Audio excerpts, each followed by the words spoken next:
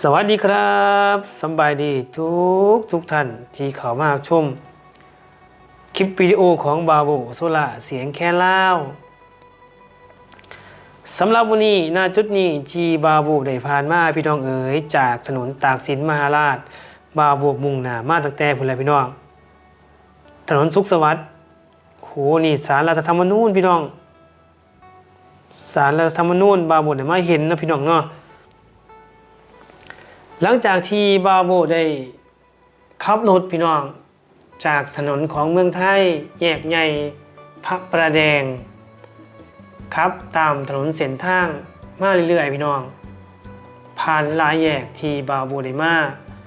ผ่านตรงแยกสิเป็นถนนหลักๆก็คือสุขสวัสดิ์พี่น้องเอ๋ยแล้วก็ผ่านตรงแยกที่จะเลี้ยวไปทางพระราม2ตรงมาอีกหน่อยหนึ่งบาโบก็จะผ่านตรงแยกดาวคะนองจากแยกดาวคะนองบาโบกะได้ผ่านมาตรงถนนตากสินมหาราชขามสะพานหรือว่าขามขวาแห่งหนึ่งพี่น้องลงขวาแห่งนั้นมาก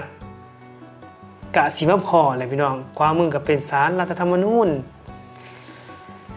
ตรงมาข้างหน้าของบาโบตรงถนนเส้นนี้บาโบจะสังเกตเห็นว่าจะมีนักท่องเที่ยวหลายพี่น้องนักท่องเที่ยวที่เป็นชาวต่างประเทศและก็จะมีผู้คนที่เป็นคล้ายๆคือยังคนแขกเลยทุกท่านเด้อบาโบเองก็ได้ตั้งใจแหละพี่น้องว่าอยากขับรถเข้ามาช่วงเวลาวันหยุดที่ตัวเองได้ว่างเว้นจากเวียกงานผ่านเข้ามาในกรุงเทพเมืองใหญ่ตื่นตาตื่นใจกับการเดินทางของแต่ละผู้คนการใส่ชีวิตการลงชีวิตการเฮ็ดเวียกเฮ็ดงานไปเจริญกรุงพี่น้องแล้วก็ถนนเส้นนี้ก็ถือว่าเป็นแยก3ยอดพี่น้องด้านหน้าของบาโบก็จะมีโรงแรมชื่อดังเลยพี่น้องเด้อย่านนี้ก็ถือว่าเข้ามาในเขตใกล้เคียงของถนนที่สวยงามเลยทีเดียวพี่น้องฝากสวัสดีทักทายเด้อทุกท่านใดที่มีน้ำใจหรือว่าเข้ามาชมบาโบโซล่าเสียงแค่เล่าพี่น้องเอ๋ยมื้อนี้บาโบกะนำเสนอเรื่องราวของการเดินทางตัวเองได้ผ่านมาเห็นภาพบรรยากาศที่สวยงามภาพถนนหนทางภาพผังเมืองของกรุงเทพเมืองใหญ่ที่เจริญตาเจริญใจพี่น้องกรุงเทพดุจเทพสร้างเมืองศูนย์กลางการค้าการปกครองวัดวังงามเรืองรองเมืองหลวงของประเทศไทยโอ้โหพี่น้องเอ๋ยสมดังคำขวัญสมญานามที่เพิ่นได้กล่าวขานและนี่แหละคือกรุงเทพถนนถือว่าเชื่อมต่อกันไปหลากหลายเส้นทางณจุดตรงนี้บาบูกะได้สังเกตเห็นด้านซ้ายมือเป็นวัดที่เก่าแก่เด้อทุกท่านจักแม่นวัดอีหยังบาบูผ่านมาอยู่ในเขตอาจจะเป็นเขตของป้อมปราบศัตรูพ่ายพี่น้องวัดราชมังคลาวรวิหารที่บาบูอ่านตามป้ายเด้อพี่น้องจักแม่นอ่านถูกหรืออ่านผิดโอ้โหนึกว่าบาบูกะเห็นแต่ในละครพี่น้องแถบบ่อยากเสื้อสายตาว่ามื้อนี้บาบูจะได้มาเห็นพี่น้องถนนหนทางเชื่อมต่อกันได้หลายเส้นทางตอนนี้บาบูเองก็ถือว่าจะเดินทางเข้ามาในเขตถนนใหญ่ที่สวยงามโอ้โหหลายแยกหลายเส้นทางรถแล่นไปแล่นมาแบบลายหูลายตาพี่น้องเอ๋ยบ่น่าเชื่อว่ามื้อนี้บาโบจะได้มาเห็นกับสายตาของตัวเองภาพด้านหน้าของบาโบมองไปไกลๆทุกท่านเอ๋ยกะสิเห็นเนาะพี่น้องเนาะอนุสาวรีย์ปราสาทธิปไตยเด้อพี่น้องเด้อพี่น้องเอ๋ยตามบาโบได้อ่านป้ายบอกทางนี่แหละสำคัญที่สุดบาโบเคยเห็นแต่ในสื่อทีวีสื่อโทรทัศน์เห็นตามข่าวเห็นตามละครมีตำรวจเด้อพี่น้องเจ้าหน้าที่ เพิ่นมาอารักขาให้ความปลอดภัยเพราะว่ามื้อนี้มีงานใหญ่เนาะพี่น้องเนาะเป็นวันรำลึกหรือว่าเป็นการที่นักท่องเที่ยวมาเที่ยวชมถนนหนทางสถานที่ที่สำคัญของประเทศไทยโอ้ยพี่น้องเอ๋ยเมืองใหญ่เมืองสวยงามอลังการตระการตาผู้ใดได้มาถือว่าหลงไหลเป็นแท้อย่างแน่นอนภาพบรรยากาศถนนหนทางที่สวยงามเป็นช่วงเป็นตอน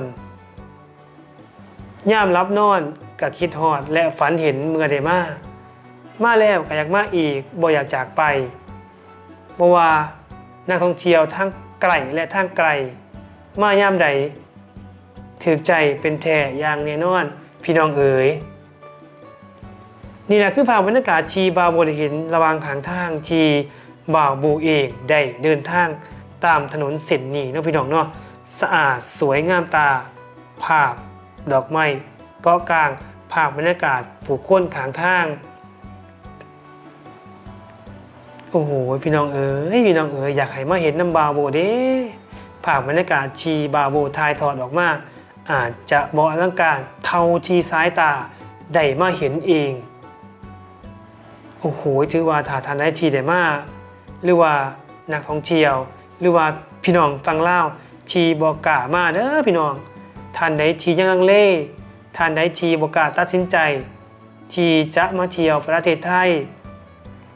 สำหรับมื้อนี้บาวโบเอาภาพบรรยากาศ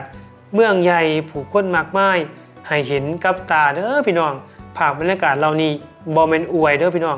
ภาพบรรยากาศจริงเหตุการณ์จริงบาวโบได้มาจริงจึง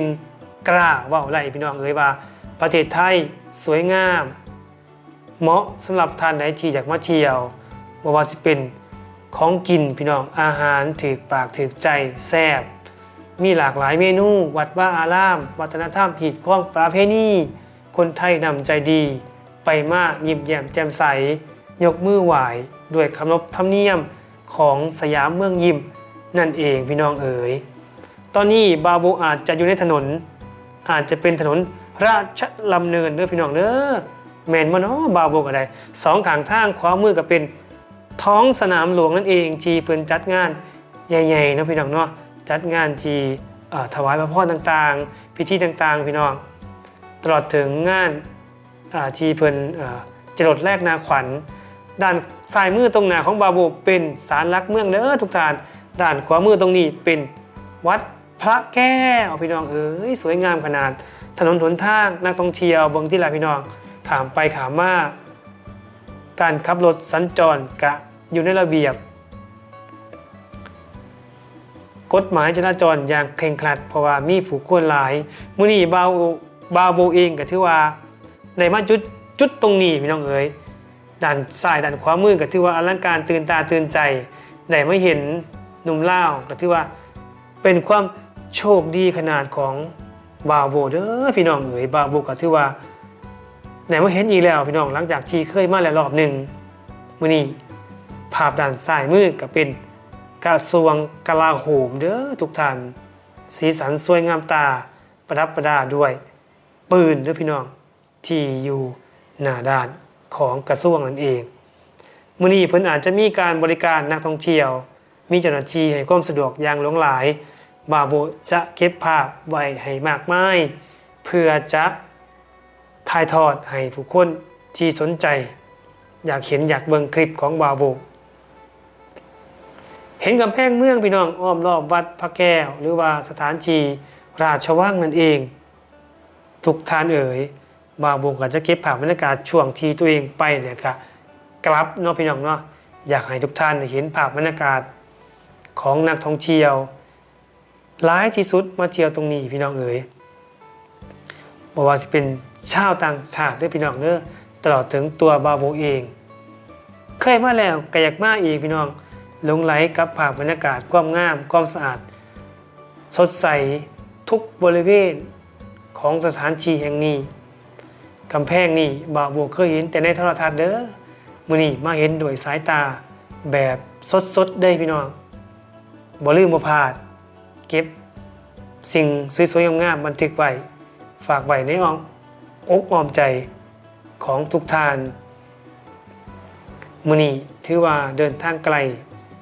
เกินกว่าที่ตัวเองคาดไว้เพราะว่าเคยเห็นแต่ในโทรทัศน์เคยเห็นแต่ในหนังสือเคยเห็นแต่หมู่ที่เพิ่นเล่าสู่บ่าวบุกฟังว่าเมืองไทยเป็นแบบนั้นเมืองไทยเป็นแบบนี้เมืองไทยจังซั่นเมืองไทยจังซี่ก็เชื่อเขาเล่าแต่ก็บ่มีโอกาสได้มาความฝันคืออยากได้มามื้อนี้ได้มาแล้วพี่น้องได้เห็นแล้วจึงกล้าบอกต่อออกสู่สายตาทุกท่าน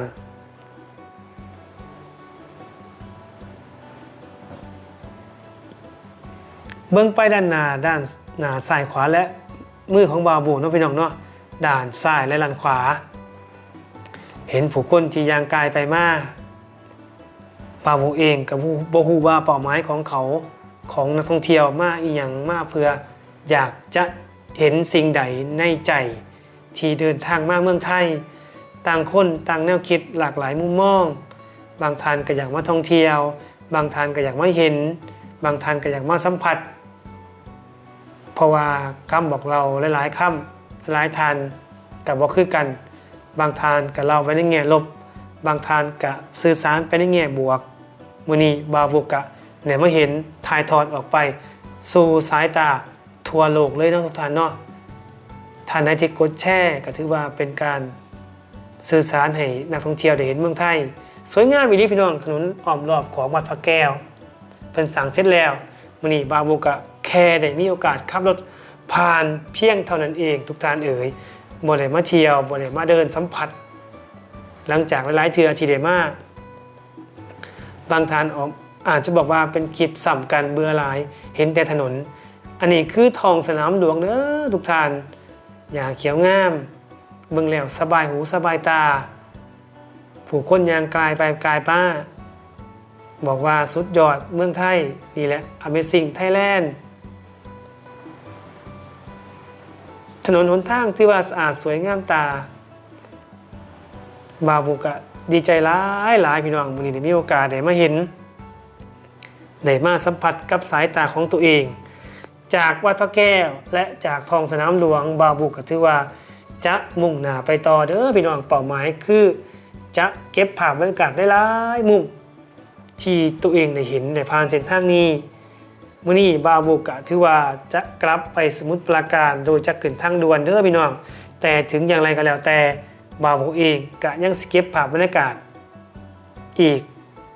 สักระยะหนึ่งพี่น้องเอ๋ยช่วงในตัวเองการเดินทาง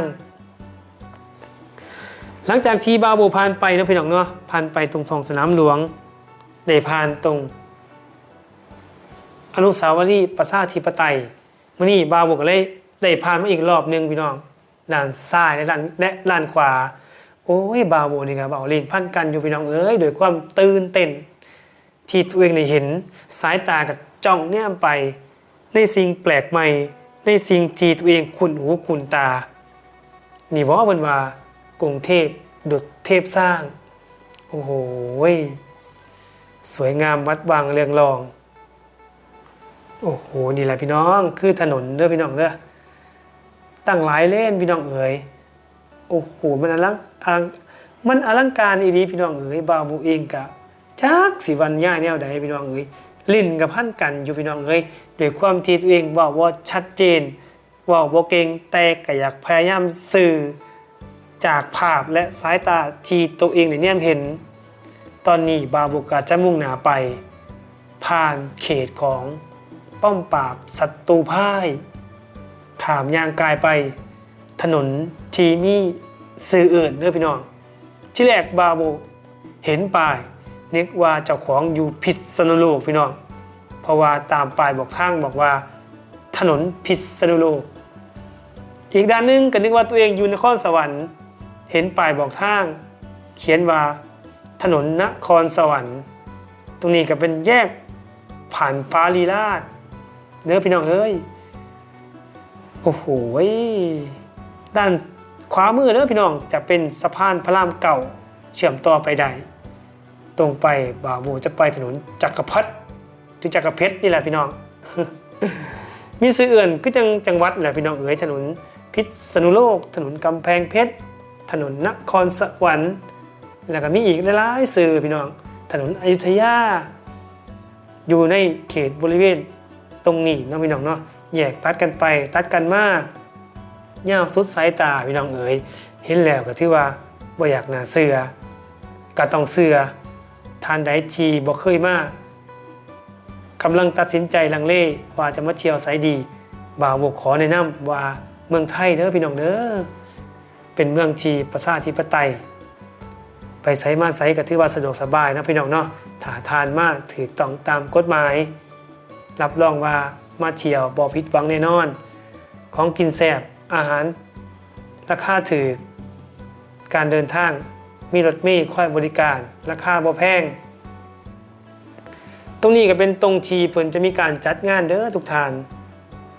จะมีผู้คนมาหลายใส่เสื้อสีเหลือง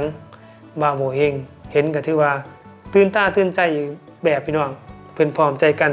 ใส่เสื้อสีเหลืองมาเพื่อถวายพระพรตรงย่าไปพี่น้องเอ๋ยบ่าวโบจะเดินทางไปตรงช่วงของแถวประตูน้ำเด้อพี่น้องเพื่อจะมุ่งหน้าขึ้นทางด่วนที่จะกลับไปสมุทรปราการนั่นเองทุกท่านถนนหนทางถือว่าจะมีภาพธรรมชาติคือต้นไม้เด้อพี่น้องควบคู่กับเมืองใหญ่ป่าปูนการบริหารการจัดงานของเจ้าหน้าที่เพิ่นก็ถือว่าดูแลเป็นอย่างดีโอ้โหพี่น้องเอ๋ยบ่าวโบจะตรงไปตรงถนนเพชรบุรีเพื่อมุ่งหน้าไปทางผ่านห่างประตูน้ำแล้วก็จะเลี้ยวขึ้นไปทางบางหน้าของเตยเด้อพี่น้องเพื่อจะกลับสู่ถิ่นฐานที่ตัวเองพักเศร้านั่นก็คือเขตกรุงเทพขอโทษขอไปเด้อพี่น้องเขตสมุทรปราการด้านซ้ายมือของบ่าวโบก็เป็นทางด่วนเด้อพี่น้องทางด่วนที่จะสามารถ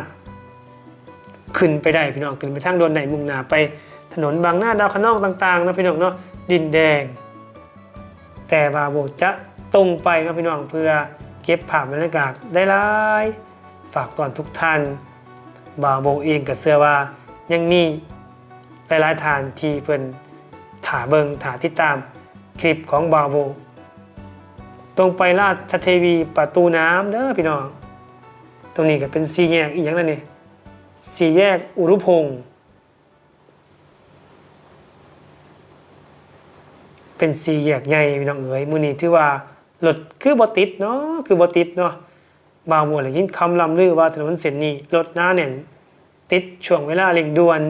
แต่มื้อนี้บ่าวโบได้มาถือว่าเป็นความโชคดีของบ่าวโบที่รถแล่นสัญจรได้ตามทุกเส้นทางเรื่อยๆพี่น้องรถบ่ติดบ่าวโบจะตรงไปผ่านห้างประตูน้ำและมุ่งหน้าไปทางพญาไทเขตเมืองใหญ่ใจกลางกรุงเทพมหานครคืออนุสาวรีย์ประชาธิปไตยเด้อพี่น้องแต่บ่าวโบก็คือสิบ่ได้ไปดอกพี่น้องเพราะว่ารถสีแดงรถน่าจะติดพี่น้องเอ๋ยบ่าวโบเองก็ถือว่าได้เก็บภาพบรรยากาศก็ถือว่าคุ้มค่าแล้วพี่น้องเป็นเวลาเกือบโดนนานตรงนี้ก็เป็นช่วงถนนของน่าจะเป็นถนนสุขุมวิทเด้อทุกท่านไต่ทางด่วนหรือว่าไต่ทางรถไฟ BTS รถไฟฟ้า BTS นั่นเองเห็นตึกอีกแล้วพี่น้องความตื่นตาตื่นใจโอ้โหนี่แหละคือเมืองใหญ่ทุกท่านเอ๋ยทุกท่านเอ๋ยวันธรรมดาวันหยุดเป็นอะไรงามบ่ตื่นตาตื่นใจคือตึกประยุกต์เนาะเห็นไปป่ายแม่นบ่เนาะพี่น้องเนาะเพิ่นมาตึกที่สูงใหญ่ที่สุดในประเทศไทยจักแม่นบ่แม่งตอนนี้บ่าวโบอยู่ในเขตของห้างใหญ่ประตูน้ำแล้วเด้อพี่น้องเป็นย่านการค้าเศรษฐกิจของผู้คนมากมายที่เพิ่นมาจับจ่ายซื้อของแถวนี้หรือว่ามาเที่ยวมารับชมภาพบรรยากาศต่างๆหลายๆมุมมองของแต่ละคนมื้อนี้บ่าวโบเอาภาพบรรยากาศของผู้คนที่ใช้ชีวิตหรือว่าการดำรงชีวิตของผู้คนที่อยู่ในกรุงเทพเมืองไทยบางช่วงบางตอนที่มีคนเล่าขานว่าเป็นแบบนั้นเป็นแบบนี้นี่เด้อทางผู้ชมเบิ่งเอาคลิปวิดีโอที่บ่าวโบพยายามค่อยๆซูมได้เห็นภาพบรรยากาศเรื่องราวของการดำรงชีวิตผู้คนในเมืองใหญ่ ใจกลางกรุงเทพมหานครนั่นเองทุกท่านภาพถนนได้หลายเส้นทางเบิ่งเอาได้เลยพี่น้องตึกสูงใหญ่เลี้ยวขึ้นไปสุดสายตาเงยหน้านึกว่าข้อสิหักหมดแล้วพี่น้อง โอ้โหไว้ตรงไปนี่พี่น้องจะไปอโศกมนตรีได้เด้อพี่น้องถนนเส้นนี้จะไปพญาไทบาโบเองก็ถือว่าจะสิ้นสุดในการรีวิวคลิปเด้อพี่น้องเด้อเพราะว่าภาพบรรยากาศที่บาโบก็ถือว่ามันทึกไว้หลายแหละพี่น้องเวลาอาจจะ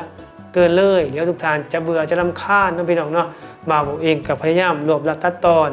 เพื่อให้ได้รับชมภาพบรรยากาศหลายมุมมองของตัวเองที่ได้ไปบอกเก่งในเรื่องเล่าของการเฮ็ดคลิปวิดีโอบอกเก่งในเรื่องเล่าการตัดต่อฝากทุกท่านคอมเมนต์เป็นกำลังใจให้บาโบน้ำในเด้อสิ่งไหนที่บ่สวยบ่งามสิ่งไหนที่บ่ถูกต้องก็ขอโทษขออภัยก่อนจากกันไปบาโบศิลาทุกท่านอย่าลืมกดเป็นกำลังใจกดกระดิ่งแจ้งเตือนสิ่งที่สำคัญกดสนับสนุนบอกขามโฆษณาบาโบเด้อไปแล้วคลิปนี้สบายดีสวัสดีครับ